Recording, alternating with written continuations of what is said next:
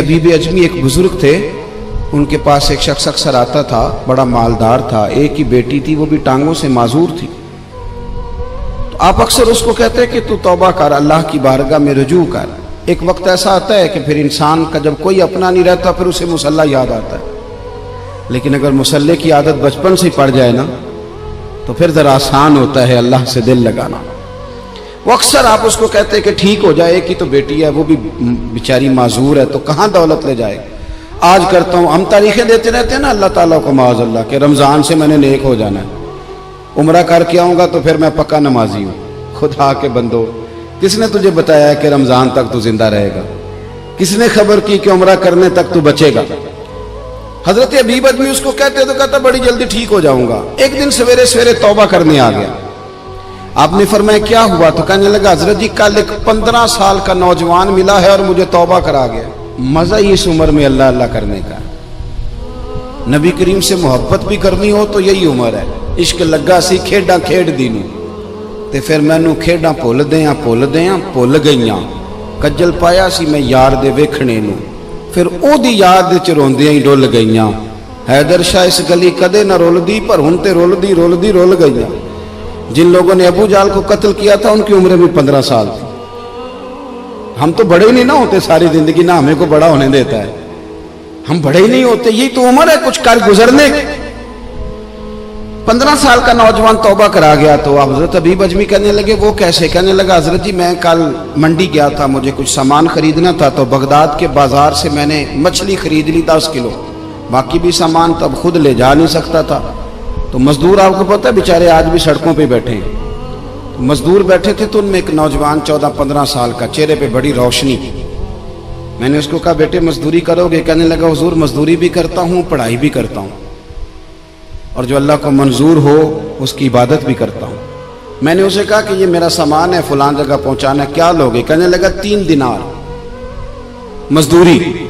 सौदा तय हो गया, उसने सामान उठा लिया। कहते हैं रस्ते में जोहर का वक्त हो गया। कहने लगा चचा अगर इजाजत दो तो नमाज पढ़ लूं। 15 साल का जवान। कहते मैं रख के ना वहां सामान तो फट्टे पे बैठ गया, वो नमाज पढ़ने चला गया। बाकी लोग देर से आए, वो बच्चा जल्दी आ गया।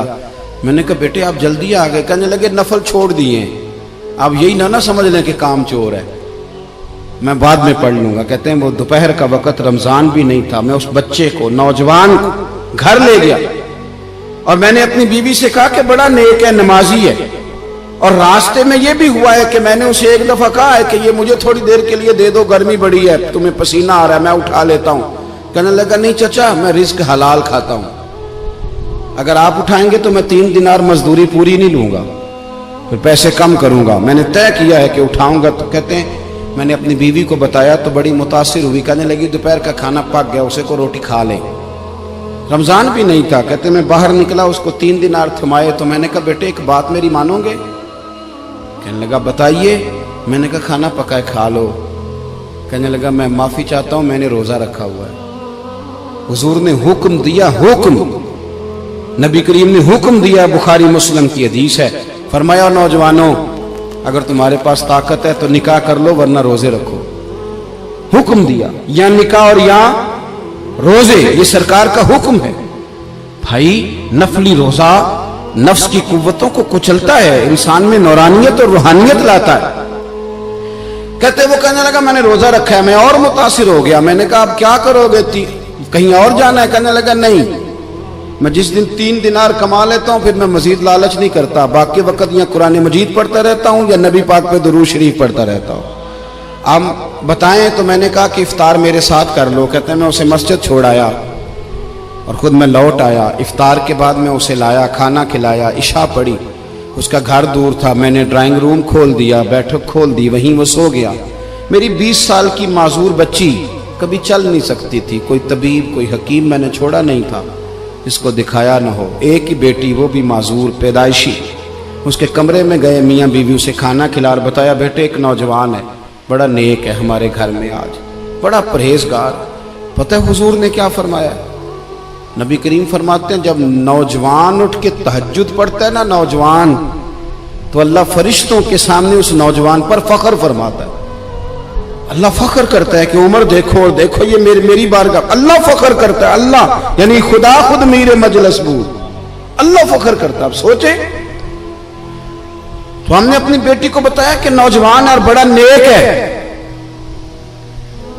تو کہتے ہیں وہ کھانا کھلا کے ہم واپس آ گئے. آدھی رات کا وقت ہوا تو دروازے پہ دستک ہوئی. بچی اپنے کمرے میں سو رہی تھی, ہم اپنے کمرے میں, وہ بیٹھک میں. گھبرا کے اٹھے کہ اس وقت کون ہے دروازے پہ؟ تو بیٹی کہنے لگی ابا دروازہ تو کھولنا. کہتے ہیں دروازہ کھولا تو 20 سال ہو گئے تھے بیٹی کو, کبھی اس نے چل کے نہیں دکھایا تھا, کبھی دوڑ کے ادھر جاتی, کبھی ادھر آتی. کہتی ہے الحمدللہ اللہ نے میری ٹانگیں ٹھیک کر دی. ہم دونوں رونے لگے, اے اللہ تو کتنا کریم ہے, کیسے ہوا بیٹے سارا کچھ؟ بیٹی کہنے لگی ابا آپ نے کہا تھا نا کہ نیک نوجوان آیا ہے, تو میرے دل میں خیال آیا اللہ اگر واقعی نیک ہے تو اس کے صدقے مجھے شفا ہی دے دے. یا ایھا الذین آمنوا اتقوا اللہ وابتغوا الیہ الوسیلہ. تو کہنے لگی ابھی میری دعا بھی پوری نہیں ہوئی تو رب کریم نے فضل کیا ہے اور مجھے شفا عطا کر دی. کہتے ہم دوڑ کے اس کے کمرے میں گئے اور جب ہم نے ہاتھ رکھا تو دروازہ پہلے سے کھلا تھا, ایک خط چھوڑ گیا تھا. آج کل کے پیر کی کرامت ہوتی تو فیس بک پہ دے دیتا, باقیوں کو بھی ذرا بھول پتہ چلے. کہتے ہیں وہ خط چھوڑ گیا اپنے بستر پہ کہ اگر تم لوگوں کو مجھ سے محبت ہو گئی ہے تو میرے پیچھے نہ دوڑنا, اس رب کی بارگاہ میں جھکنا جس رب نے میرے اوپر بھی فضل فرمایا ہے اور آپ پر بھی کرم فرمایا.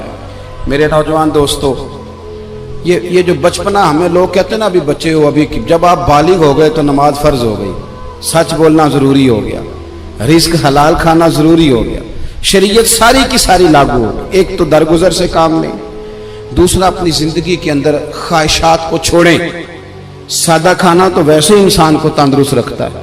یہ جو چکر ہم نے ڈالا ہوا ہے نا مرضیاں کرنے کا, اب موٹر سائیکل بالکل اچھی بھلی ہوتی ہے پر سفارش یہ ہے کہ ماڈل پرانا ہو گیا ہے, تو یہ تو کمزور لوگوں کی علامت ہے.